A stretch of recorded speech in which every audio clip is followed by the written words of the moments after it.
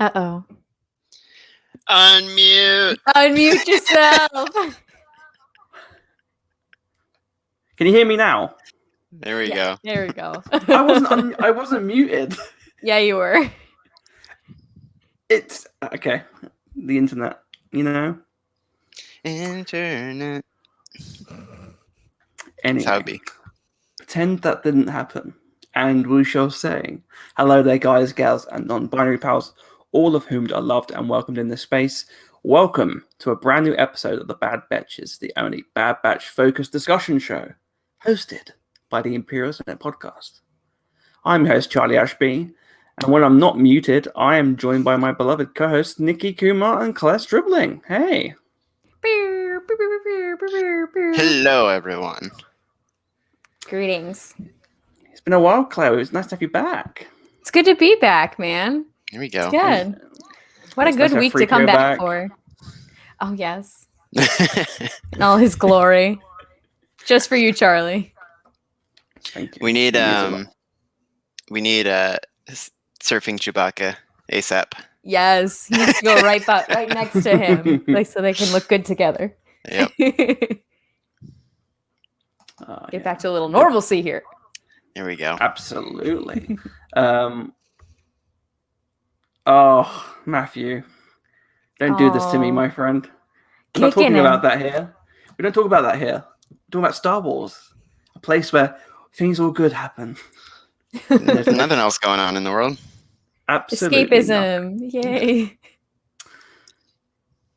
But yeah, it's been a while, all three of us here, but it's good to have us all back to discuss this. Like you said, very, very good episode of The Bad Batch.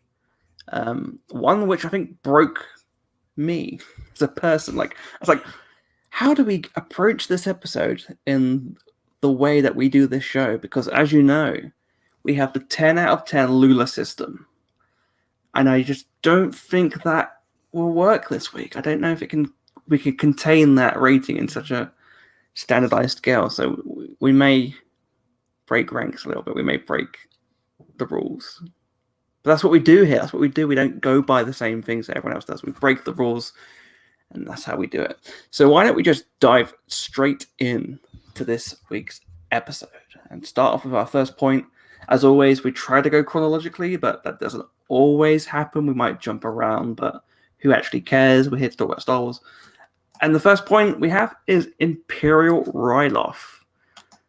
Now, what I love about this show is that we kind of just jump in without really knowing where it's going. Like, we have an episode title like we do with this one, and Devil's Deal could mean anything, especially with the Empire involved. So it's like, where are we going with this? And then as soon as you see Cham Syndulla, you're like, okay, I see what we're doing here. What did you guys think when the episode started off? I was a little disappointed that we weren't at a crossroads and that there was no fiddle playing involved. But other than that, it was pretty rad. I love Ryloth. I love Twi'leks. I love Cham. And and Hera's mom. And she's perfect and gorgeous. And I love her. And she's amazing. And we just got thrown right into that. I'm like, oh, okay. This, and like the second that I saw her, I'm like, this arc is gonna kill me. This is where I die right here, deceased on Ryloth. Yeah. Yep. I'll start with the traditional starting point of how about that animation? And if you put up the side to side of Lesu in season 1 of the Clone Wars versus the Bad Batch, stunning.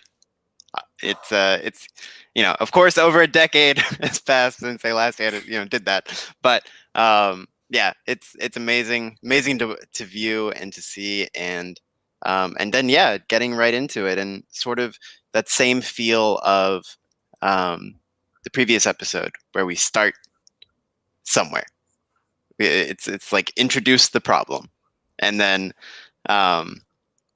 this is going to be obviously a much longer story, much more depth, needs more time than just extracting the senator. So it was just a good episode to I guess, kick off this arc. And yeah, there's gonna be some emotions, and then seeing Cham, seeing Ornfrita, seeing Captain Hauser, Smoke Show Ooh. clone. Oh, Um, hello. yeah. How's you doing? Yep. You single, bro? Come on. No, he's got loads of brothers. Never alone. Yeah, it was just a great setup, and it was so great to see Cham Syndulla in this point of life where I don't think I expected to see him this way, because we've always seen him as a fighter, and at this point he was like, well, did we win? We did it. Like, I'll wash my hands. Like, we got peace. And I think it's interesting because he's always seemed like an ends justify the means kind of guy, and this is sort of like the opposite end of the spectrum of that, where, well, we have peace, like maybe we should deal with it. So I think it's going to be very cool to fill in that part of his life where we've seen him as the freedom fighter, and then we saw him as the freedom fighter again in Rebels, and now there's this time where he was a little different, and something's gonna break him. Yeah, I really did appreciate that actually as well, because it just really, this episode felt really realistic. I'm a big history fan, so there was a lot of really great military aspects to this episode. The way that big thing happens later on, we'll get into that. But I was like, oh, that's great. As assassinations go, 10 out of 10. I really enjoyed the episode. I thought, like you said, Nikki, it was interesting to see the different planets and the way that different people react to the Imperial occupation. So it's not, I guess it kind of would have been too easy and maybe a bit unrealistic for it to be exactly like maybe Onderon, where Saw is immediately like, don't trust the Empire. we want to get off our planet. We got what we want. Now you can leave. Whereas Cham seems a bit more willing to go along with things because he wants that peace. It's like, where do we go with this? Like, what? But yeah, like you said, there will be a point that'll push him, and maybe we're being too negative. Maybe it was just the fact arresting Hera was the major offense, and now he has no way to get out of the situation. Yeah, and I think just quickly on that point, like, yeah, every planet was different, and it's why I think you see people throughout the galaxy referring to them as the Clone Wars instead of the Clone War, because almost every person, or every individual planet had their own version of that war. So it's like these separate entities within this wider thing. So yeah, it's good that everybody has a different point of view and a different experience, and they react differently to occupation.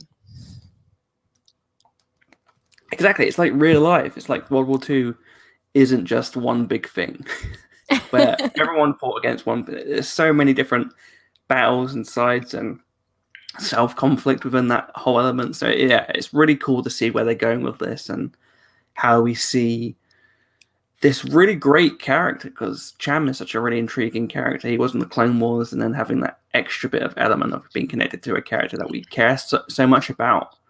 And I really liked as well seeing a bit more of the well, not only do we see Hera's mum, but she certainly seems to be more apprehensive than Cham does, at least, and doesn't necessarily want to give up all their weapons, which, probably a good call. Yeah, probably, maybe a good call. Oh, healthy skepticism. Never hurt anyone. And yeah, Hauser was a really interesting clone. The way he acted felt very intrigued me a lot, because so far we haven't really seen the rest of the clones post Order 66 take their helmets off. But this one we have, and he seems more positive. He seems more willing to negotiate with Cham, and has a rapport with him. Yeah. Hauser's got people confused, myself potentially included. Like, where it's just like, yeah, like what is the chip? Like, again, like we sort of talk about this, where it's like, it's fun for it to be nebulous, right? There's not too many like hard set rules on Order 66, and it kind of like keeps things like keeps you guessing. But yeah, it's like, did he do it? And Yeah. why is he chill now? He seems like He's like fine now. yeah, like like we saw Camino, right? Like we saw like we're automatons now. And this guy has all his personality of the clones when they were the heroes. So yeah, it's weird. It's like I don't know if if he's affected the same way, or if clones like they just revert back. Like it's weird. It's gonna be interesting to find out. Yeah, and it's like because nobody that was present at that time, casual dad cameo. But yeah, nobody that was present at that time during this episode was force sensitive. I don't know if I saw some people wondering if that would have swayed him, but it's very interesting. I'm sorry, I'm so out of focus here now, guys. Wouldn't be Imperial Senate without a few technical difficulties, would it? Okay, yeah. So it makes me wonder what would things would be like if they lose their personality just in the presence of force user. But yeah, it seems really, really odd because Charlie made a good point as well. Like we've seen Camino, we've seen them be the men in suits, the automatons in suits. So yeah, I don't know. It's interesting. Yeah, because we don't really know if there were any Jedi on that planet. I guess we know Mace was there at some point earlier on in the Clone Wars, but who's to say, like, maybe the orders were specifically out to different planets with Jedi leadership?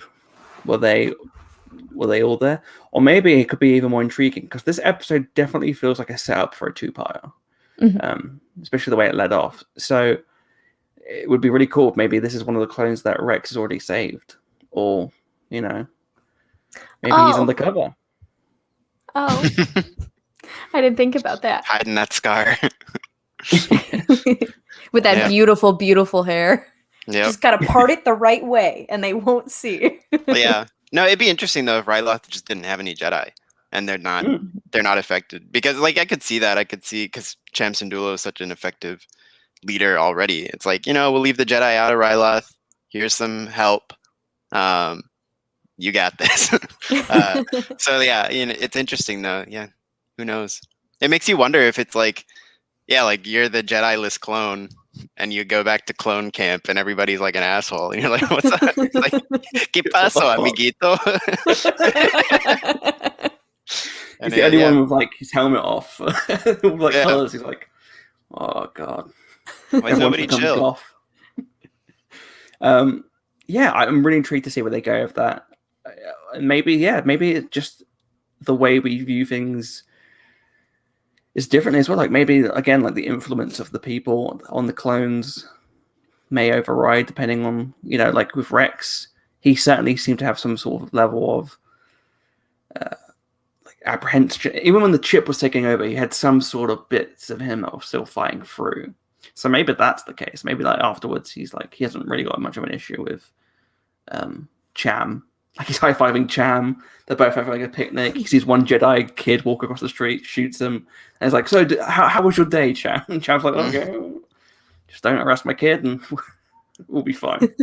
But yeah, I really like, again, like you say, Nikki, as well. The visuals of the episode were beautiful. Seeing Hera's home in the Clone Wars style was really fun as well. I know that big opening bit and the way they ambushed the truck at the end of the episode made me laugh as well, because it felt like, how many times do you think Cham has done the whole route to my house attack on different people? He's like, from these guys, just don't go near his house. Yeah, I forgot about him. Imperial Bean. Mr. Bean officer is great. So good. But yeah, I really liked the whole overview of the episode. I liked how I like Ransom's character. I know not many people have spoken about him too much, and there's not much for him to show in terms of like, he hasn't had like a Tarkin moment, I don't think, yet. I think at the end of the episode, I like it. I think it's close to like a Tarkin moment, and we'll get a bit more of him in this season. But I actually do think he's a really interesting character, and I think that what he's doing is very purposeful as opposed to just falling into the situation. He's clearly, doing this, and that's why I'm worried about the clone as well, because I feel like his apprehensiveness to get involved with arresting Hera and doing all that stuff, maybe he's undoing. And the rest is like, he's got like a little list of like stuff. He's like, oh, well, there we go again. These stormtroopers don't give a shit about killing people. Well, maybe we'll get rid of you guys. So yeah, I'm intrigued by that. But I think what blew our minds most of all when we watched the episode, you introduce Cham, you introduce Hera's mum, and we were all thinking the same thing, which was, hang on a second. We know Hera's around at this point. So could they? And then as soon as you see that hand, you're like, okay. And then your brain goes, wait a second. Hera means another character. And that in turn obviously leads us to Hera and Chopper. Yeah. Once his little camera came up, that was it. Because they were close. It was like, Rampart was like, so where's your daughter? And it's like they almost like wrote an out for Hera. Oh yeah, she's just around. She's not gonna be in this. And then they were like, then Chopper's little cam came up, and you're like, oh shit, they hear. Yeah, incredible. Honestly, it's one of those things where it's like,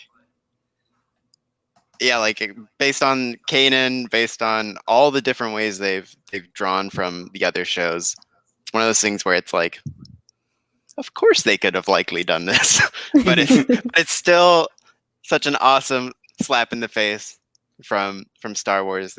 They're just like, bitch, we got you. And yeah, so great to see them. So great to fill in this part of her life, this moment that I think is going to be very impactful on young Hera. I think so. No, I'm gonna read directly from the text messages I sent to Charlie Ashby when I was watching it, because I did not watch it at midnight. In all caps, Hera's mom. Next text, Hera's mom. Wah, W-H-A.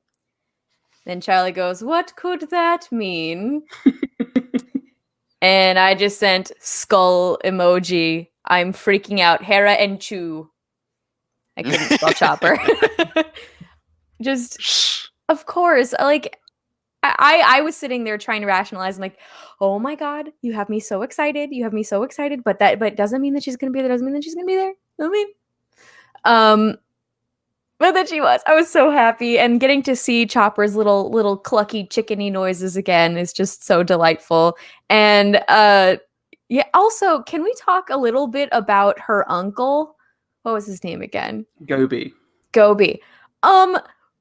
What the heck? Worst family member ever. He's like luring her into doing things that like are very not safe, that very like could seriously compromise her parents' lives, her life. Like, he knows that there's something up, and he's just like, I'm gonna throw this little kid in the middle of it. I get it that she wants to help and she wants to be a part of this, but like, whoa, dude, like back off a little bit. Yeah, I'm going to have her snoop around what we think is potentially a dangerous place full of Imperials.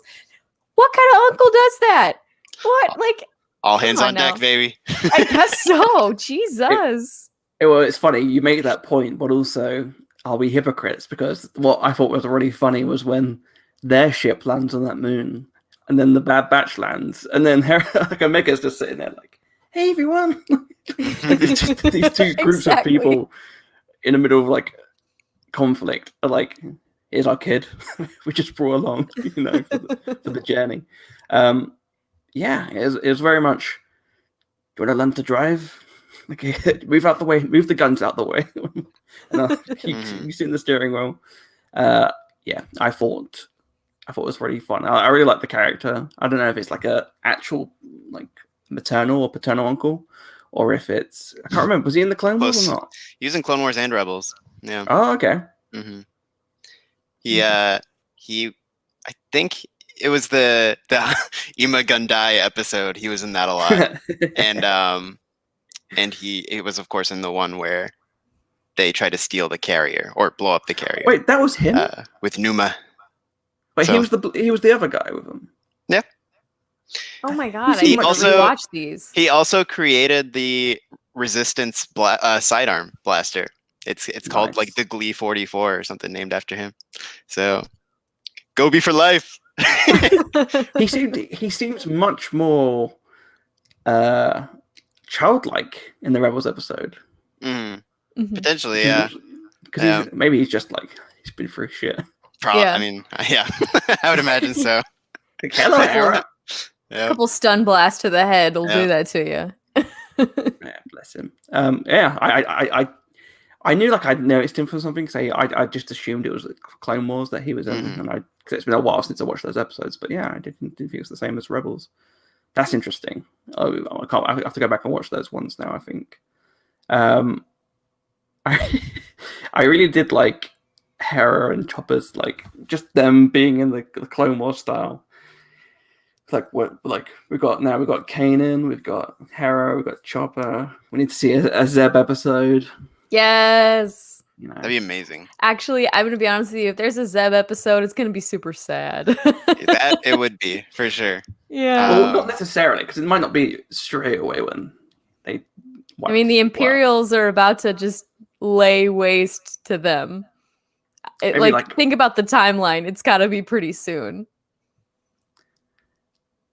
Yeah, there's like 10 years. Maybe that we could see We got- happy Zeb. Some wiggle room. Maybe like the episode ends and Zeb's like, "See you, everyone," and then like you just see an Imperial ship start to land, and he's It's like like- looking at this guy. He's like, I can't wait to go home. Can I get a ride? Oh, You give me a ride to Lasan? Maybe we'll see like a young Callus or something. That'd be wild. That'd be really Oh. awesome. Yeah, I really liked the episode. I really liked seeing Hera. I thought Vanessa Marshall did an amazing job at doing young Hera's voice and having the French accent. at least she did.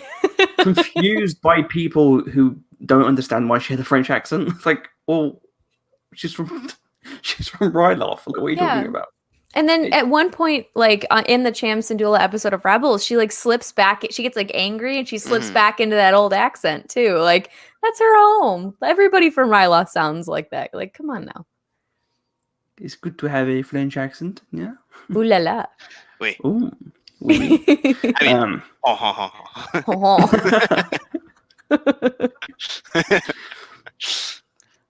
You'll be invited to Ryloth anytime soon, Yes. Nicky. hey, there we go. Oh my god.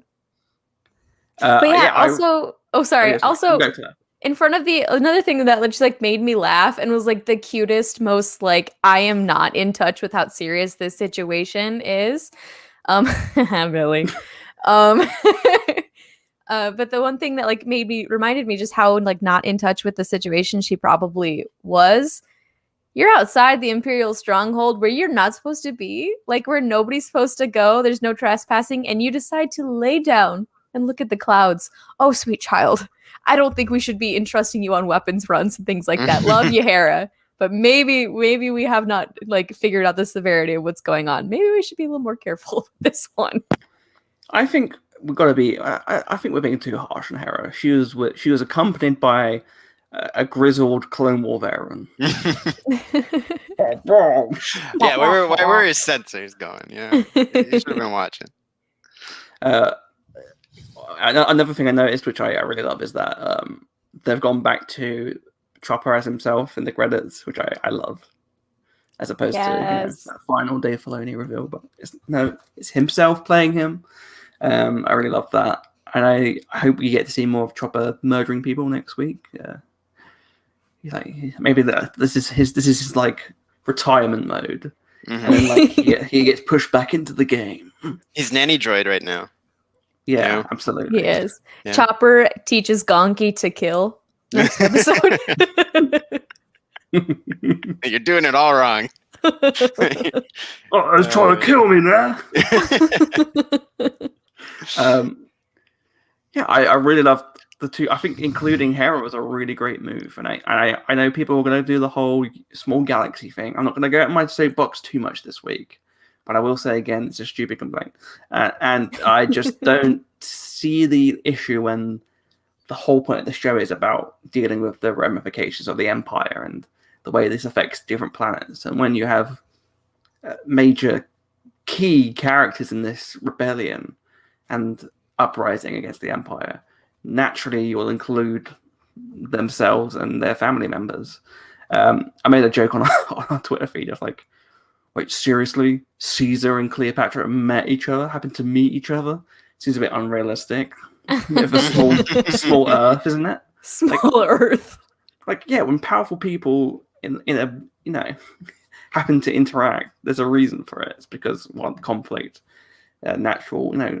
I just thought, like, come on, that's not really an excuse. I don't feel like. I really did love seeing them getting involved, though. Hera being a bit naive, because we see her in Rebels as such a strong leader, and when we meet her in New Dawn, she's pretty jaded then too. She's seen like our first Hera appearance up until this point too. She's been very, very serious about the world around her. So can't wait to watch that happen next week.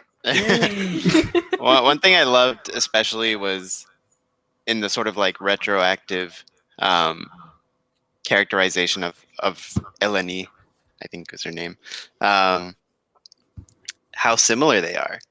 They're like Hera grows into her mom, and then that also makes you wonder why why her and Cham stop getting along, or have that rift. It's almost like he saw a lot of his wife in her and couldn't deal. So okay. yeah, it's rough. It's rough stuff. Pain.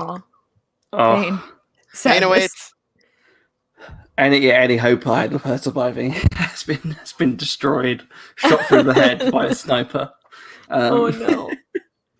Yeah, I will say that I really hope Crosshair isn't the reason for that particular situation. Look, yeah, for a lot of reasons. Look, people are already on my guy's back for something that hasn't happened. Yeah, and I think Rampart. I think it should be Rampart, if anyone. Me too. Because it's time to boost his villain ranking, and also it's just boring if Crosshair does it, because we know this about him. We know he's the kill squad guy. We know he also doesn't really have much autonomy in who he kills. So it's like it's just not as interesting. Like we know that about him now, and I think it'd be an epic villain move if Rampart was the one who like really does it. As long as he does it in like a shirtless Grand Moff Tarkin killing people for his own personal training kind of way. Come on. He's got to do it but be fit when he does it. He could be real fit under there. We don't know. Sweaty Rampart. Oh, but yeah, beautiful. We'll cross the Hera's mom potential bye-bye bridge when we get there. we won't worry about that right now too much. Yeah, no, absolutely. I think Rampart is definitely a character that I'm very intrigued by. But of course, the Imperial occupation on Ryloth and any potential, disagreement between the Twi'leks and Rampart is definitely setting up the Caesar Rebellion. And we see the Bad Batches role, because this is one of those episodes where you're going along with it for so long that you don't really think, oh, the Bad Batch haven't really appeared yet. Like, what's happening? It's just one of those ones where the story is so good, it just keeps you going and going. And then as soon as that ship arrives, I was like, there we go. We got a little bit of them in this episode. We see Hera geeking out over the ship. I thought that was really sweet, really nice as well. The kindness and the niceness between Omega and Hera was really cool, and I love seeing the characters meet. And it's like the Bad Batch. So I can't remember who it was on Twitter, but someone said the Bad Batch were unintentionally created. What's Hera's kid called again? Jason Syndulla. Oh yeah. Because they saved, Yep. because they pushed her to like more into flying, and they saved Kanan. Oh my So they god. unintentionally helped create the beautiful or monstrosity, depending on your personal view. Of Little Jason hobgoblin. Syndulla. Hobgoblin. Yeah, but yeah, this was awesome. The whole scene. It was like the animation again when they come in to land on that little moon with Ryloth in the background. Stunning. Gorge. But yeah, this scene was pretty great for me. It's kind of funny because I keep seeing people who are like, "Oh, this was like the best episode, and the Bad Batch wasn't in it. What's wrong with this show?" And I'm just like, this was my favorite part of the episode, and I think it was because the Batch was in it, and it just sort of, again, that the way they link the galaxy together now in this show, and it's I guess just like within the scene itself, the Omega Hera interaction is one of my favorite things I've ever watched in Star Wars, and I think it's so refreshing to have kids talking to each other in Star Wars. I don't know why. Maybe because we should all have a child's mind when we watch Star Wars. We all keep that childlike wonder, and seeing two kids bounce off each other is something we don't normally see. Even in the Clone Wars when they were Padawans, normally like kind of, adolescent people, and of course because they're Jedi, they're like already, they have that worldview already. But these were just two kids, like kind of exciting to be kids. I get the impression Hera doesn't hang around many kids. Omega, obviously, she's one of a kind, and it was just really special getting to see them talk to each other and relate to each other, and I love the little exchange. Did you make a new friend? She's like, she's kind of weird. I like her. and then the delivery behind, did you know flying's about a feeling? And Chuck's like, what feeling? Like, that was so good. But yeah, I think having the Bad Batch show up here not only sets up them obviously helping them in the next episode or however long this arc is, but I think it just proves how, like, I guess like the sort of theme of this series of not totally being just about them. It's about, like the title says, the seeds of rebellion. And, we saw it in the last episode, extracting a dissenter, and we see it in this episode, helping fuel a budding resistance movement. And the Bad Batch is sewing these pieces together throughout the galaxy. And yeah, it's just great. And I think people who are like, wow, it's like you don't even need the Batch, are like totally missing the theme of this show. And I thought it was pretty awesome to see them all interact. Yeah, and and also the criticism that the Bad Batch haven't really, like, nothing's really happened to them or grown, like growth, or they haven't moved out of their specific characterizations and stuff. It's like, I don't think I agree with that either. Like, especially Omega. Like, if you look at the way she interacted with the kids in episode 2 compared to with Hera. Yeah, 100%. She went from apprehension and sort of like curiosity, but didn't want to get involved because of the nerves. Now, she's been through a lot. Like, and it's the same with like Hunter. They seem to be like a well-oiled group now. They're going off on these missions for Sid. They seem very comfortable with the way they're dealing with like protecting Omega and also trying to survive on their own. And I think while there can be a bit more time spent on some of the characters, I don't feel like the show is doing any of them a disservice. Like we said last week, Nicky, like I think Echo did have a character arc last week, and that he did go through some changes, and that he did learn and grow, and ultimately, through one episode, changed from when we saw him the previous week. Yeah. So it just feels like a weird criticism to have, and then like you said, but the show isn't specifically about just the group, and that's it, because that's not really how stories just work. Like, yeah, no, it's really silly to me because it's like it's so clear that it's about the outcast, king of the outcasts. Like it's about the outcasts of the galaxy. Like it's about all the people who don't toe the line on the new galactic order, and the Bad Batch is sort of the unifying piece that links them all together. And I think it's one of those things where I guess I sat on the Zoom webinar thing that Doug Chang did recently with the Disney Family Museum, I think. And somebody, of course, because somebody is going to ask him, somebody asked him, what was your favorite thing you worked on? And he went in on this sort of thing of talking about how like each project, each era sort of like was a new defining step of his career. One, he said the prequels sort of taught him everything that he learned. Rogue One was his time to like finally like work on the Star Wars he grew up with. The sequel trilogy helped him push forward in a way he never thought he would.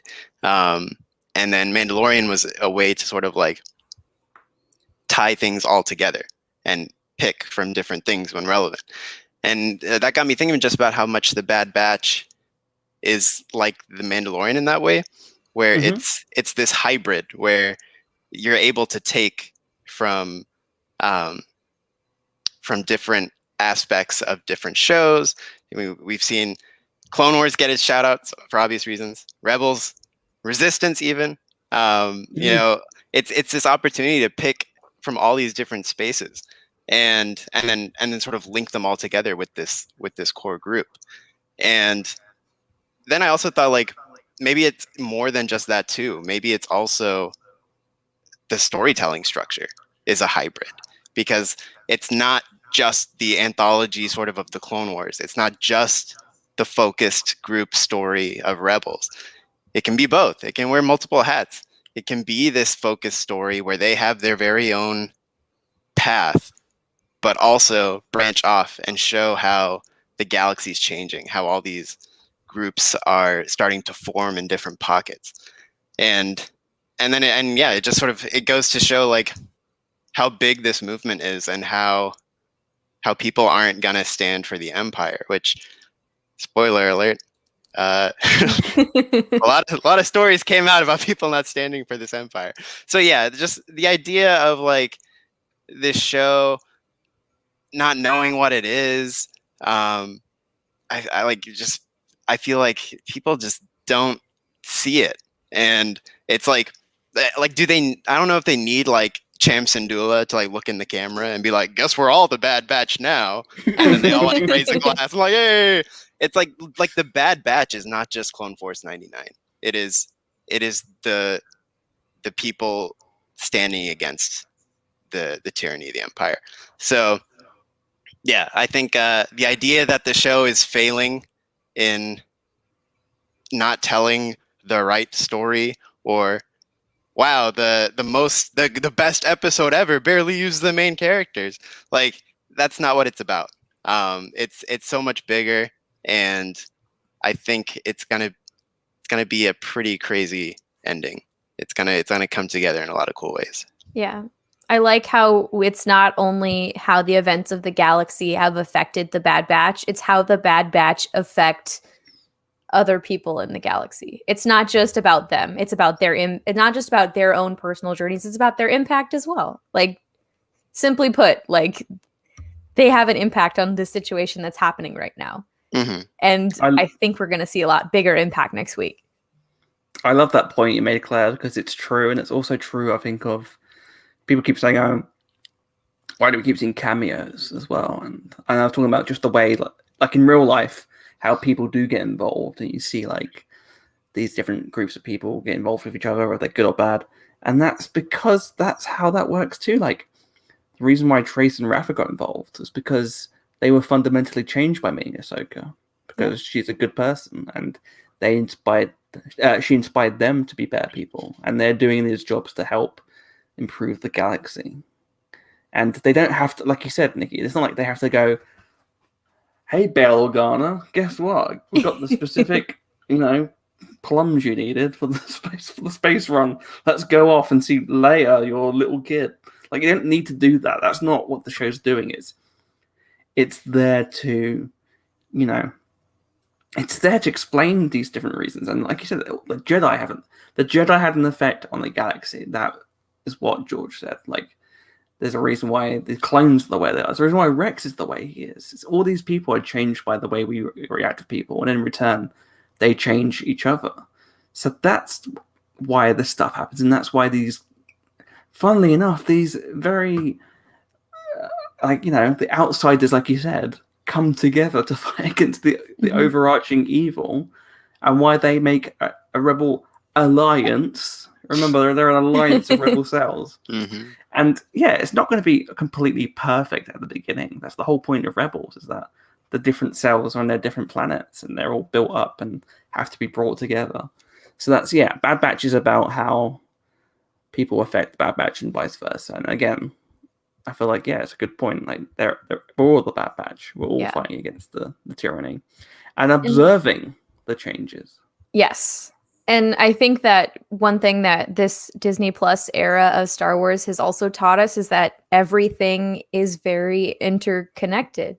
Like, we see the Clone Wars characters show up in the live action now, and all of these different, it's all telling one big, huge story, which is why this is my chance to petition girl pal friends meeting up in live action, Omega and Hera both in the Book of Boba Fett, and they become friends again. And then in new version of Rangers of the New Republic, since I know that's not a thing anymore, but make it just the Omega and Hera spin-off show. That is my petition to you, Lucasfilm. You can take that and you can sign the check later, but that's what I want. I again want to push my thing that I want to happen, which made Nikki sad. I do apologize in advance of repeating this, Nikki. Claire, you weren't here for this, but people always want Omega to have a Bad Batch armor. I think it would be really cool. She appears in the Book of Boba Fett wearing basically Jango Fett's armor. I remember you saying that, and it just makes me. It just makes me sad.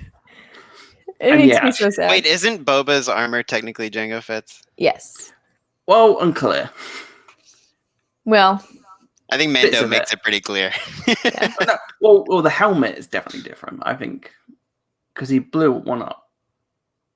I don't know to what degree that was bent the rules around. Yeah. That's what I mean. Like, maybe he's got maybe he had a few. But maybe, she's like, I know this Jango Fett guy. I've been living on Camino, and I know he's got a little pad there with Boba, and he wore blue and silver. There's a room that just says, "Do not enter, please." Secret stuff on Camino. Don't leave door wide open, in case someone walks in the room investigating a crime, and you happen to be wearing the exact same armor. It's a weird sign to have. Awkward. I mean the color scheme of the outfit, to clarify. There we go. Yeah. An homage to her puppy. Exactly, yeah. To her cell donor. That'd be great. And then maybe she can murder a few Imperials to get the nice little Beskar for it. That'd be lovely. Yes. But yeah, I don't think having characters appear in the show is necessarily, cameos not for the sake of it. The same way having Darth Vader wasn't a cameo just for the sake of it in Rebels. Like, he had a point for being there. And I wouldn't be mad if he showed up in this show either. Because I want to see more of Vader, because he's cool. And also, I just feel like it's an interesting character dynamic for that. If there's an episode that's kind of like this one where the Bad Batch might necessarily not be completely involved, but we get to see that, it'd be really awesome. AC Dragon Riders says, I'm curious on whether there were any other unaltered clones or just Alpha and Omega. I'm assuming it's just those two. It feels like, because that's the first and last letter of the alphabet, right? The Greek alphabet. Mm-hmm. So Mhm. I What feel about all like the letters in between? I'm Theta. Yeah. Yeah, I don't know. I guess yeah, it's an interesting question. I think it's more I don't know. I don't know. I don't know the answer. I was gonna say it's more special to think of them as just being these two unique portions. But then before Omega, it was more special to think of Boba just being the one thing. So it's like who fucking knows? Maybe there is another. They um, they find a room at the end of the season, and it's like the opposite of the episode 1 of The Mandalorian. And they open the room, and he's like, "I thought you said he was 50." It's like, no. Tech's like, "No, I said there are 50." And like season 2 trailer is just Wrecker holding like dozens of Jango duplicates on his arms. Like, I can't hold everyone. Just 20 Omegas going, hello. Oh, what a beautiful world that would be. That's like one of those videos of like a kid being mauled by puppies, where he's just like he's just like, puppies everywhere, and it's just little Omegas going, hello. Oh It just cuts to Attack of the Clones, and there's still the clone army like all marching up. It's just those Omegas going, "Hi though, do you know that flying is a feeling?" They go, "Magnificent, aren't they?" Magnificent.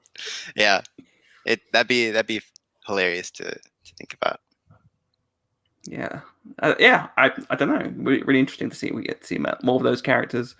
Yeah, I really like the Bad Batches role to wrap up that little bit there, and the the way that they're helping like solve and help this rebellion, but not necessarily doing it completely altruistically.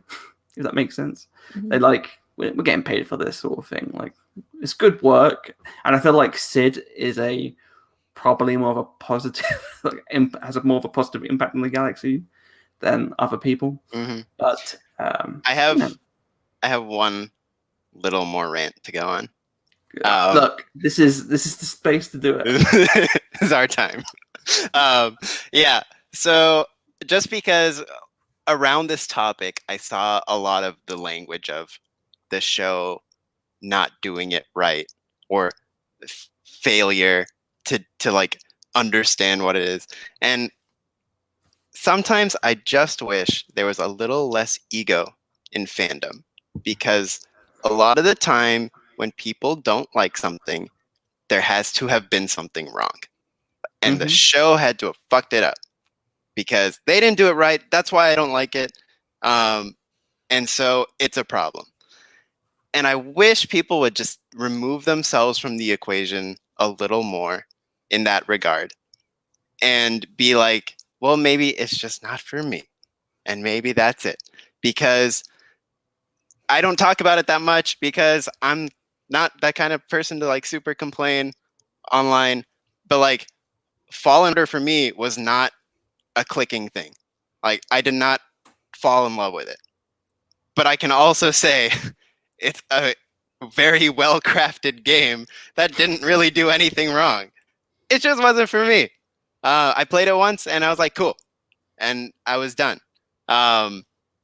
So like, I just feel like if I had that same attitude, I'd be like, well, this is what it did wrong. This is why the gameplay sucked. This is why the characters sucked.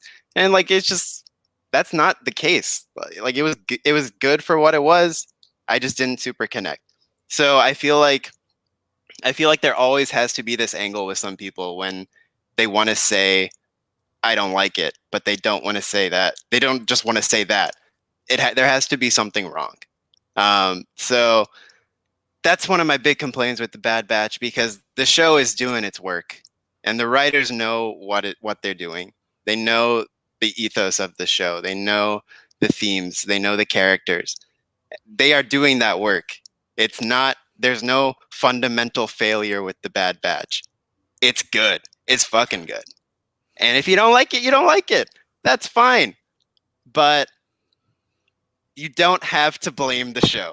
Yeah. Like, you don't have to blame the fundamentals of it, because they're doing their work. So yeah, that's my rant. Yeah, exactly. Like that's another thing. It's like there's a lot of things in this world that people really, really love that are not for me. Doesn't mean that they're necessarily bad. Doesn't mean that exactly. You're 100% right. Like, gotta forget that not everything's gonna be for you, and that's Oh, it okay. is, man. That's okay. Yeah. That's why like we all like different parts of this one specific fandom.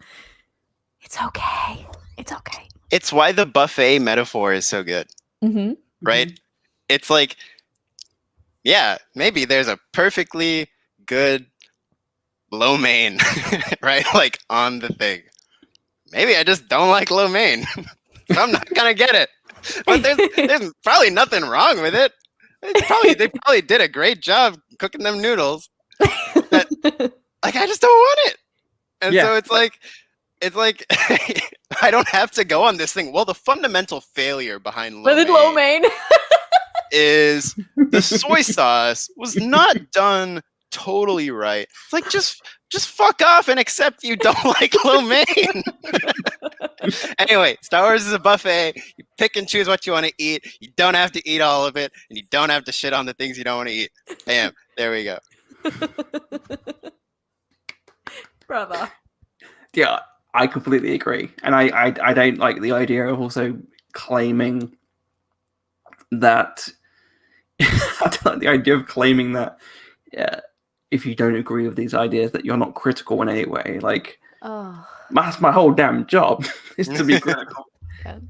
I don't always talk about things I hate all the time because, and we talk about this privately. Like, I don't understand people that go to see films that they know they don't, that they might not like, because, God forbid, like I'm a working class family. I don't really want to waste my money on something that I don't want to go see. And it's the same with most things. So if I happen to be more positive about things, it's because I'm like, if I get sent something, of course I'm critical with everything, but I can't help but be honest. Like, my honesty isn't bias; it's honesty. So I don't get that argument either. Yeah, I just feel it's the same people who do it with the Disney Plus shows wherever, whether it's Marvel, whether it's Mando, because they'll say I don't like this, and then they'll watch the next episode just to then be like I still don't like this. I'm like, well, just stop watching it. Like why are you doing that to yourself? Like, exactly. Just, you don't have to. You do not. No one is force feeding that stuff to you. If you don't like it, you don't like it. And you don't. Else. Yeah, you don't have. You don't have to sit through it and keep telling people that you don't like it. Why'd you have to go and make things so complicated? Because I hope you don't get copyright for that. it was a cappella.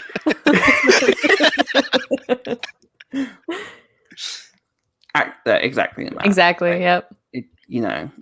And I don't really care for KOTOR, but I'm not going to be like it's bad because it's clearly not. It's clearly a phenomenal success that has inspired dozens of writers, and it just doesn't.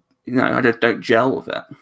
Yeah, like the classic service for me and not for thee. Like, it's shit if I don't like it. Yeah. Oh, that's the one that really kills me. Yeah. Like, it's okay. Yeah. Like, it's gonna be okay. Like what? I don't understand people that just want to like shit on everybody else's joy. Like, just let me like what I like. If you don't like it, if it's not hurting anybody, who cares? Like, who cares? Just leave me alone. Twitter's been a lot. Someone needs to send that Twitter bird down a mine. Oh God, kill me. Right, yeah, Bob. But your point is that it's still your point of view, right? So that's fine. Yeah, that's fine. You don't have to like it. We're not going to sit here and be like, you must like Bad Batch. Nor is it our job to do that. Yeah, exactly. Or anyone's job. But yeah. It's, and maybe with time you'll go back and look at the episode as a whole. And yeah, sometimes it might not feel exactly cohesive at first, but I always feel like you can't completely judge a series until the final episode comes out. I know that's true because it happens with every season of Star Wars. It's the same Groundhog Day conversation of, well, what was that about? This is dragging. I didn't get that. What was the point of that? And then the whole work comes out. You get time to sit with it, and then you're like, oh, okay, I get that. Yeah. It's absolutely the Wales episode of Rebels. Yeah. If you weren't here when that episode of Rebels came out for the first time, there were plenty of, this is useless. This is pointless. And then guess what? Fergal for the win, baby. Yep. I love the space whales. Come on now. Yep. Let's go. Very little, if anything, is pointless. Yes. Like, that's just not how it works. Mm-hmm. And also, just to end this little, debate thing. Not really a debate because we're agreeing with each other. But, when people say about, is this story necessary? Technically, Empire Strikes Back wasn't necessary. Literally nothing's necessary. Yeah. None of it's necessary. You could stop with Star Wars if you wanted to. Or don't even watch any Star Wars. Exactly. Is anything necessary? Not really. No. It's a story, Relax, chill. If it's not on the bottom tier of Maslow's hierarchy of needs, you're eating, you're sleeping, you're breathing. Okay, yeah, like the Bad Batch, self-actualization. It's all, the only thing necessary is you have a storyteller passionate about telling a story. That's the only thing necessary. Doesn't matter what it's about or like who it's about. What it's about will matter because we like theme. These are the things that unite generations and are passed down. Themes and lessons. So yeah, the whole it's the same thing with people who prejudge a show based on an announcement. Like the people who are like, oh, the Bad Batch is just gonna be some guys running around going pew pew, and it's like you don't know that though. Yeah, how do you know? And we know with Star Wars stories, the titles mean way more than what you think they mean initially. Yeah. So it's like, it's like you just gotta chill. Nothing is necessary unless, or the only thing that are the people working on it and how they feel about it and their passion to give you this story. So that's is that the soapbox for for the episode? Yeah. Looking at directly, too much judging books by covers. Too much. Directly looking at the title and going, Bombad Racing. What does this mean? So much more. So much more than you will ever know. You have no idea. You can't comprehend, baby. Yeah, I think people need to just chill out about. Speaking of people chilling out a little bit, Ormfrey died, lol. He went night. Ta-ta, Ormfrey. This was definitely one of those moments where I was like, oh, this is juicy, this is perfect. It's like the proper, military coup. Dude, we've been waiting for this guy. We've been waiting for him to die since Satine and the little robot spiders in that episode. Okay, yeah, I've been waiting to watch this guy. Fucking ate this guy. But although they did not say he died though. They didn't, and that's the thing. They said attempted assassination. Yeah. Fascinating language around it. And people are like, his hand was twitching. I was like, but he also took a blaster bolt to the head. But also, you cut off a chicken's head and they still walk around for a second. Yeah. Maybe, I hope that was we love the weird sick humor sometimes of the little animation things. Maybe that was one of those. Mm-hmm. It kind of reminded me of Gimli when he's like, he's got his axe embedded in his nervous system. And the orc is still going. I think the biggest thing is that, and again, this is one of those things where I was like, yeah, this is awesome, and I was just like, oh, people are going to get really mad because this kind of goes against the Lords of the Sith book, which, if you haven't read it, is one of my favorite books Star Wars has done. Really good book. It's really good. And in the book, Ormfrey Tar exists about 4 years after the Bad Batch. Now,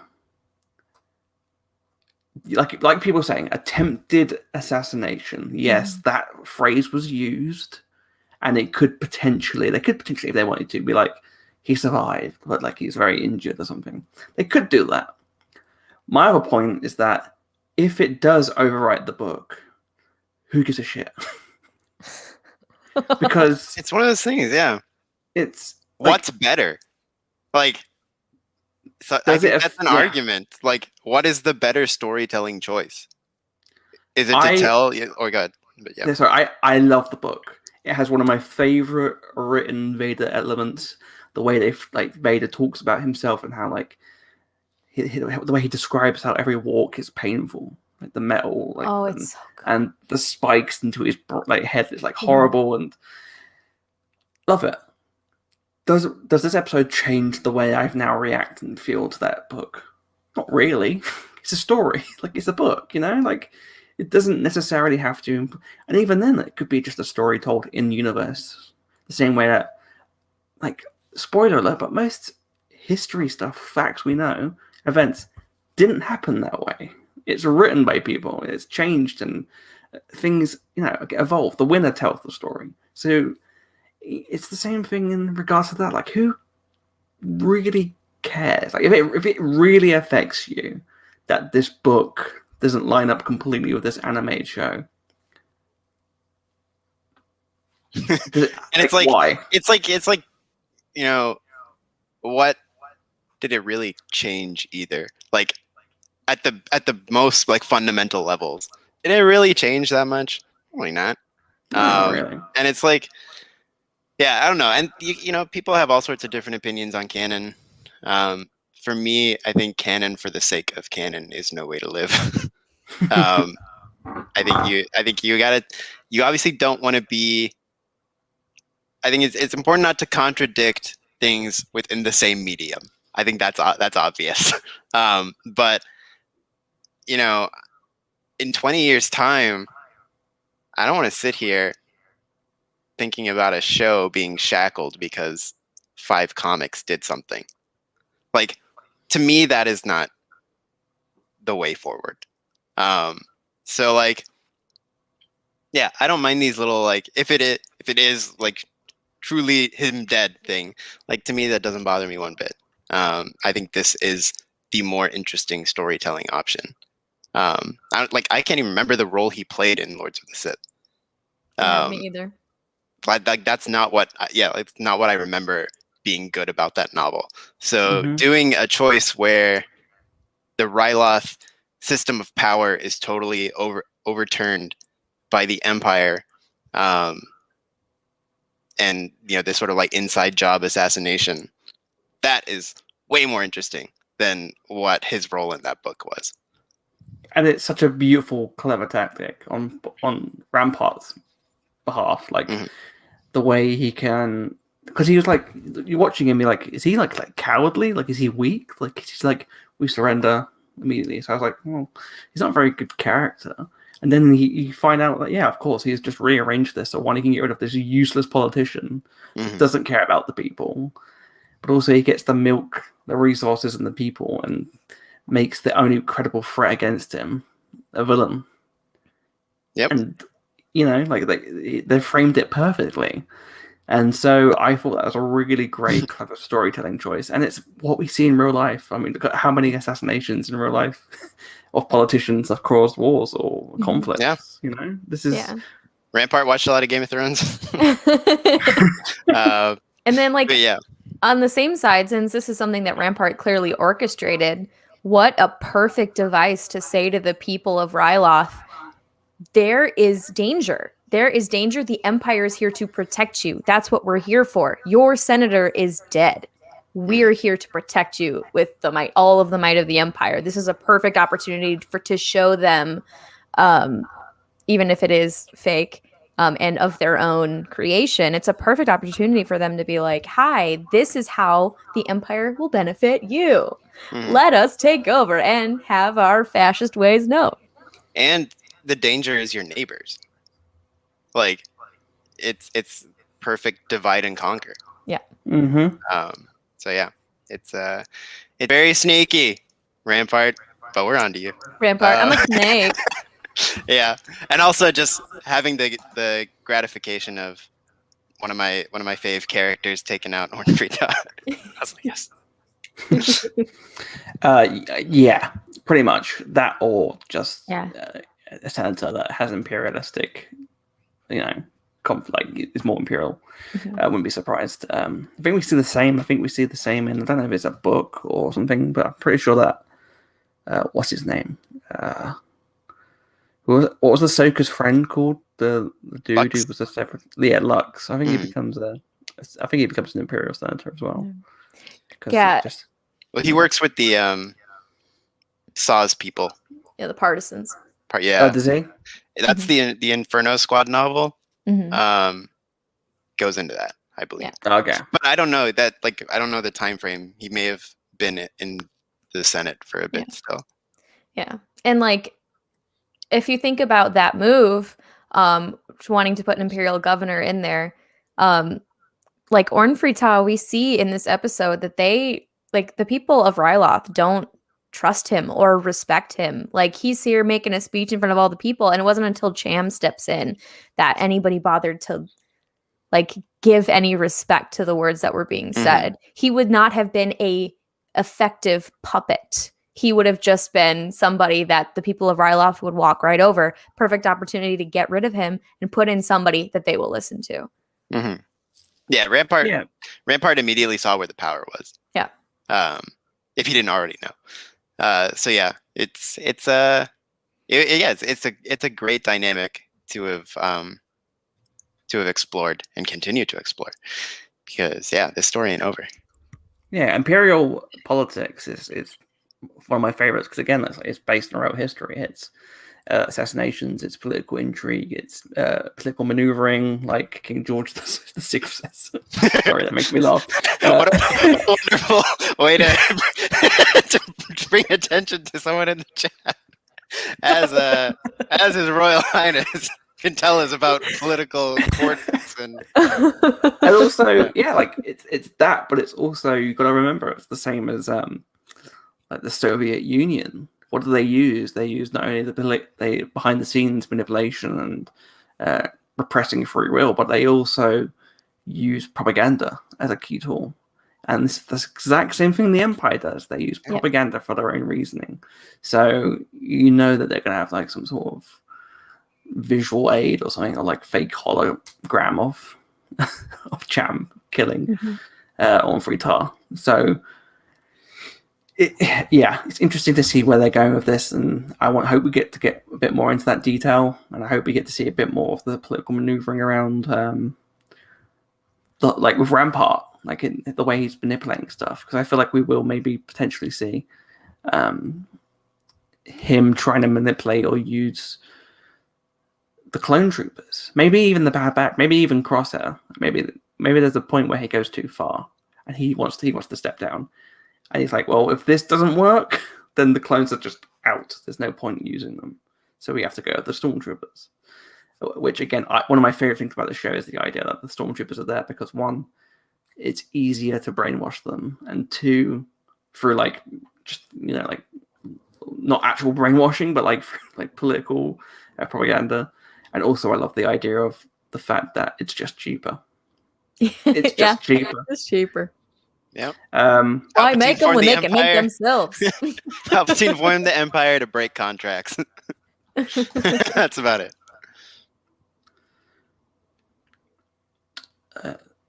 I do think they should call it, just call it and admit the books and comic story less of canon, though. They keep doing this. So they don't usually care that much, but they did say all media. I mean, it depends on how you view canon, though. If you want a strict adheration to a storyline, don't watch a myth. Yeah.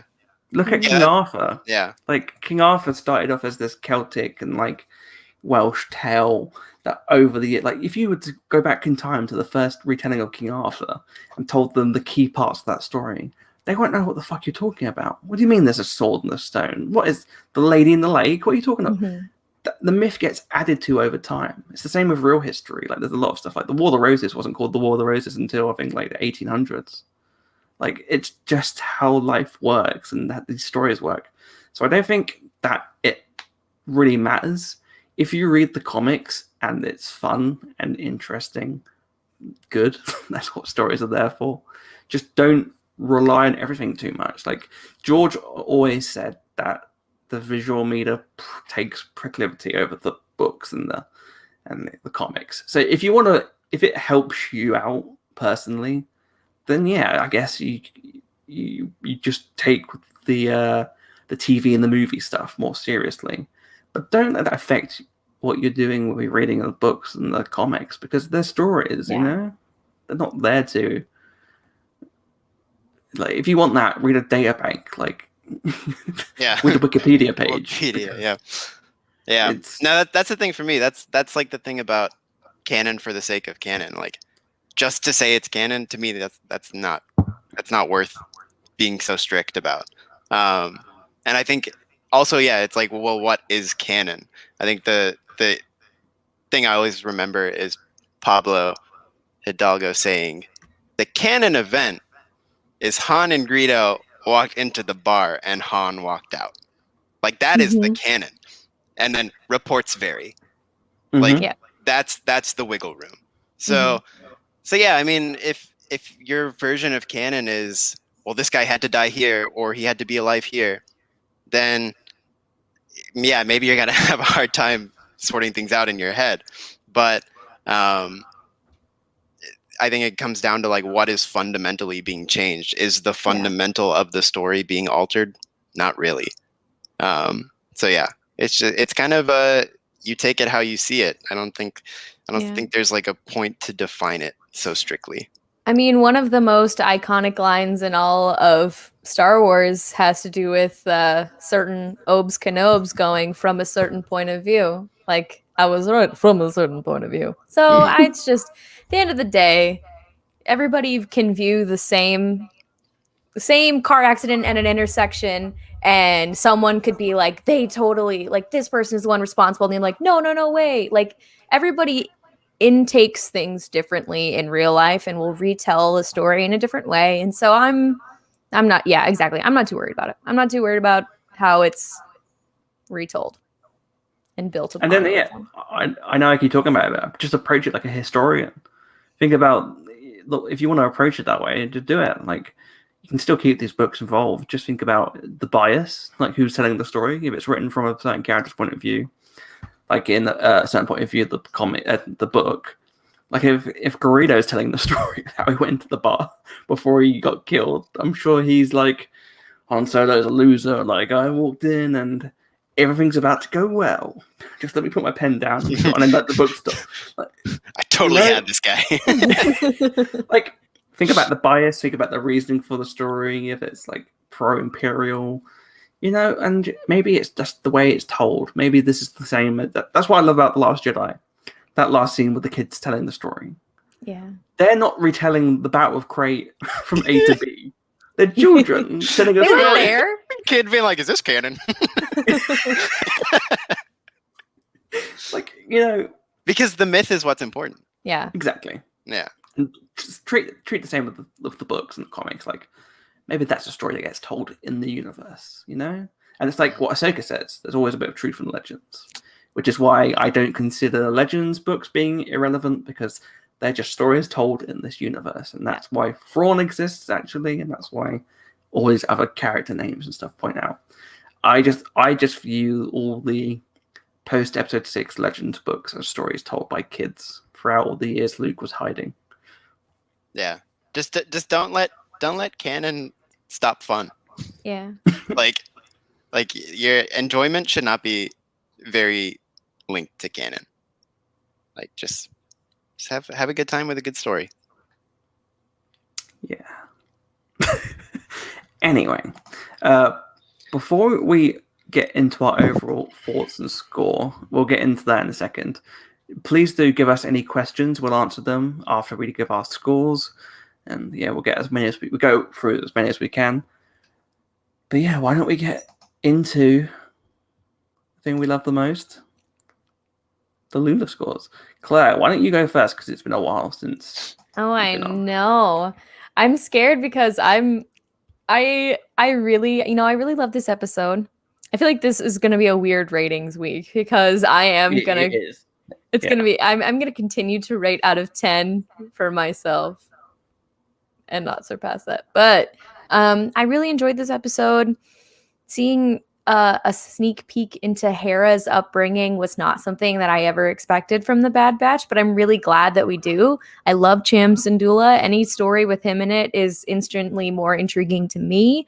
I love finding out exactly how the Imperials are taking hold of these planets on a switch that is pretty unsavory, at least it seems on the outside to me. I feel like that would be a very hard transition to navigate, and so I'm always fascinated in seeing how on these different planets through the Bad Batch, how they are executing that transition of power and how we're getting the people to accept the Empire as the mechanism in charge. I love seeing this. I love the connection and the interaction between Hera's parents and Hera, and her mother actually convincing Cham not to kill Orn Frita in front of their kid. Cham talking about, there were so many like incredible emotional moments in this episode. Cham talking about how Hera's all ready to go and fight and wants to be helpful and wants to go and be gung-ho about fighting and protecting Ryloth, when Cham is really just trying to make sure that her life is not what he had to live through. There's so many beautiful, beautiful messages in this one episode. There's a lot to dive into. And yeah, I really enjoyed this episode. I look forward to seeing how this story ends up, even though it's going to probably be painful and awful. But so I'm going to give this one. Oh, Do it. Do it. You know Do you want it. to give it. Come on. I'm gonna give it. I'm gonna give it. Oh no, Come on. a 9.75. I'm gonna. I know. I can't give it a 10. I'm. Teachers who's like, nobody wrote a perfect sentence. I am. It's just I don't know. Like the part of it is just like I don't know what a 10 looks like. I can't No, do it. it's fine. I can't do it. We're so close. We're so close. Maybe next I week. know, but it's so man. it's so good. I'm so happy at how this episode turned out. Seeing Hera, seeing Chop, and having Omega potentially maybe have a friend down the road. I'd be really excited. Okay, I'm done. Perfect. That was awesome. Nicky. Yeah, I'm sure I'm predictable at this now. But I mean, yeah, everything we talked about in the episode already, everything Claire just said, amazing stuff. I stick with a simple criteria for Star Wars again. Did I have a good time watching it? Did it look beautiful?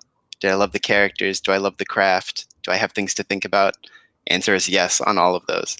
It's a big old 10 out of 10, man. Like, Woo woo. just give me more. Let me have some enjoyment because I like it. So yeah, I'm excited. I'm excited to see what's next. It's so amazing to always bring in characters we know and love. Like Kanan was fun. Hera is like we're getting some stuff with Hera. So I think that's really special, especially for Rebels fans.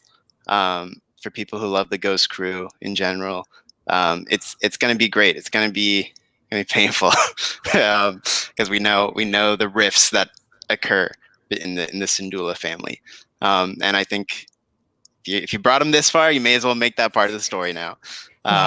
So yeah, it's gonna be really wild seeing how this Ryloth story wraps up and evolves, and yeah, just anytime you can take a beloved character and expand upon their history, make the way you see them in the thing in Rebels, say you go watch Rebels now, and if it changes the way you see Hera, then I think that's one of the true strengths of the Star Wars sort of myth. Absolutely. I feel like I should restrain myself to the pre-given boundaries set by the almighty timekeepers. Miss Minutes would be angry with Be a variant. I'm a variant. Oh my god. Yeah, I will also give this 10 out of 10 Lulas. I thought it was a really, really good episode. I was enthralled from the beginning to the end. There's not one moment where I felt bored. The cliffhanger ending got me going, oh, God, like, I can't believe I have to wait another week, which is always a good sign. I thought they did a great job at adding a bit more character development to the Bad Batch, even though they weren't in it that lot, which, you know, is a good sign. I love, again, I think the core reason why I love the show is seeing the galaxy at this stage in a place we haven't really seen it that much, and being surprised by some of those elements. I didn't think some of the predictions I had for this time in the galaxy I haven't come true, and I've been surprised and pleasantly surprised by the team. Whether that's with the Camino stuff, whether that's with Cham being a bit more willing to be like, well, the war's done, people died, let's try and move on. Oh wait, no shit. And again, I'm willing, and this is a bias of mine, and I appreciate this bias completely. And that is, if you put a turbo tank in something, I've got to give it 10 out of 10. Yeah, they're fun. And the interior was like completely designed after the Rogue One, which is cool. There's your continuity. Yeah, no, for sure. One thing I also love recently about Star Wars is this sort of freeness to make big swings at killing named characters. I think, like we talked in the past, Tanwi, bye. Orn Frita, bye. Forlom and Zuckuss in the War of the Bounty Hunters. Yeah, they got straight up needed. So yeah, it's just for now. For now. But yeah, I think it's fun to see these sort of big swings. It's always a great moment. So yeah, that's what I love. Those are the kind of surprises that are kind of fun. So yeah, good shit. You would, Turbo. Takes one to know one, baby. The turbo tank. Hey, thanks, Brent. Thank you, Brent. You can always catch us on replay, just as good. That's right. Let's see if we've got any questions. We'll wrap up. Yeah, if you want to give us some quick questions, we'll try and get through them as much as we can. Rick says, what's each Bad Batch's favorite cereal? Well, we know that Omega and Wrecker just eat that popcorn mix. So corn They're pop. straight up like Cookie Crisp, or what's the most sugary cereal you can think of? Apple sugar. Actually, here's a funny thing. You know what one of the most sugary cereals is? What's Raisin that? Bran. Raisin really? Bran. Yeah, because people are like, oh, it's healthy. And actually, those raisins are just like super pumped with sugar. So I feel like funny. I feel like Echo would have Raisin Bran, and then Tech would tell him that. Yeah, there we go. Well, factually speaking, yeah. Crosshair doesn't eat breakfast. Hunter strikes me as a well-balanced but delicious man. I feel like he's a Honey Bunches of Oats man. Honey Bunches all over that for sure. Honey Bunches for Hunter. Yeah. Yeah, I think Cookie Crisp is good for Wrecker. Yeah, Cookie Crisp. And yeah, Omega. Maybe Omega tries a bit of everyone's. I think Wrecker's got a giant bowl, and then him and Omega just share it. Yeah. They put them all in. Just chaos, pure chaos. I think Tech's probably like a frosted mini wheats or something. Like he's got some sweetness to it, but he's also wants the heart health, the good fiber. He's a Honey Nut Cheerios kind of lad. Yeah. Or he has toast. Or toast. So,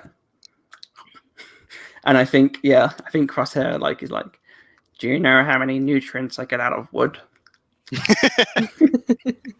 Oh yeah, maybe he's eating all the time. That's why he's got a toothpick. So he's got something stuck in there. Yeah, I see him as a skip breakfast kind of guy. So. Mm-hmm. Or like one of those cereal bars. Like, he don't give a shit. He'll just get it's got that like dried milk in the middle and cereal around. That's why drinks black coffee. He was saving up all the energy, and like he wanted like that nice little meal with the soup and why he was so mad when he got interrupted because he hadn't eaten all day. Yeah. Yep. He's intermittent fasting. With black coffee. That's what he has for breakfast. God. Another quick thing about Crosshair. We finally saw sort of the end results of his sort of injury from Braca.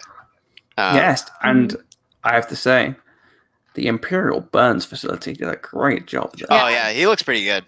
I love that shaved look too. It very much reminded me of the bald Kylo Ren concept art. The folks that worked on Vader got fired. Yeah. Sucked for them, but hopefully not fired, literally buzzing, because then they'd have to fix themselves. They were pretty crushed at their demotion. Yeah, they were. There we go. There we are. Good stuff. Turbo's got a good one. Yep. Yeah, taking care of 4 kids. For sure. Well, that is all we've got time for this week, and it's time for everyone's favorite part of the episode, which is plugging on Pantora. Ayo. Oh my, that's a whole different ball game there, Charlie. Woo. Well, Plugged in Pantora. Woo. Anyway, Claire, where can people find you? You can find me crying on this stream now. You can catch me here, obviously. The Imperial Senate Podcast Twitch is about to be revived. Pew, pew. And by that, I mean not the Twitch that you're watching this on right now, potentially. I mean actual video game streaming portion of the Twitch. It's about to be revived, and I can't wait to tell you a little bit more about that. It'll be very exciting. And then you can find me on Twitter and Instagram at cstribs. Yeah. Nice. Yeah. Nicky. Yeah, you can catch me at Nequicious on Twitter. That is where I say whatever is in my weird little head. Significantly less European soccer tournaments currently, but yeah, you can follow me there. You can also have a listen to the One and Done Film Club. You can follow that at one, the letter N, Done Show, franchise film commentaries. Pick one movie from each little franchise. Few cheats every now and again. But yeah, we finished season 1. Season 1 is all out. We have some cool off-season episodes lined up. We're gonna jump into some statistics about the movies we talked about. We're gonna do one called the Rejects episode, where we pitch one movie to each other from all the ones that didn't get pitched initially. So that can span any of the franchise chosen, and then we're gonna have some cool guests to talk about some of the things that we did talk about. And so that's sort of the template now for the off seasons that we have, and then we'll be right back with season 2 with some awesome movies. Very, very cool. I can't wait to see more of that. I know the first season wrapped up with a nice little bow with a certain prequel film that we all love. And yeah, it's Star Wars. You might like it if you were watching this stream. Beautiful stuff. And you can find me on Twitter at CMWASHBY and on Instagram at CharlieMWAshby. You can support me on Patreon and Ko-fi, the links of which are available on my Twitter bio through my Linktree URL. Check it out. Before we go, though, we've got one last question from Anthony, who says, do you guys think Hera and her parents show up again in the finale, or she's going to come back in season 2 of The Bad Batch? I felt like the ending of the episode suggested the 2-part, so I'd imagine that they're back this week. Yeah, that's what I thought too. That was my impression. Although it would be very obviously, we know that at least 2 members of Hera's family survived this. I think it would be super interesting too if after what I assume to be the finale of this arc next week, I still think there could be a chance that Cham and Hera show up later, though. I think that would be really interesting too, especially if the Bad Batch start coming in and out of the rebellion, and they would have had a relationship potentially with them next week. So, yeah, I think we're going to see them again to on wow, I almost said tomorrow I on Friday. wish. I wish. If only. Yeah. Yeah. We know Sid is supplying Gobi, so there's always a chance that the relationship continues. But yeah, it also just depends. It depends what the story is. It depends if this is when Hera is set on her own way, and it may not be necessary for her to be a part of it. But I think there could definitely be a good opportunity for the Batch to have that relationship with the specifically Ryloth cell. So yeah, you never know. Yeah, it could be as well, because obviously Hera's on the run now. Maybe Cham calls them back, or like puts out the thing to Sid to help her escape the planet. Yeah. That could be a reasoning, and then maybe the mum does survive, and then we don't see what happens off screen. But And then no one cries. And then nobody cries. Beautiful stuff. Well, that's all we've got time for this week. We'll be back next time with the next episode of The Bad Batch. And yeah, it's been fun to have us all back again. And I can't wait to see what happens next time. It's nice to not know what's going to happen. Yeah. Again, don't forget to check us all out on our socials and all our personal shows and stuff. We'll be back next time. See ya. Bye, everyone.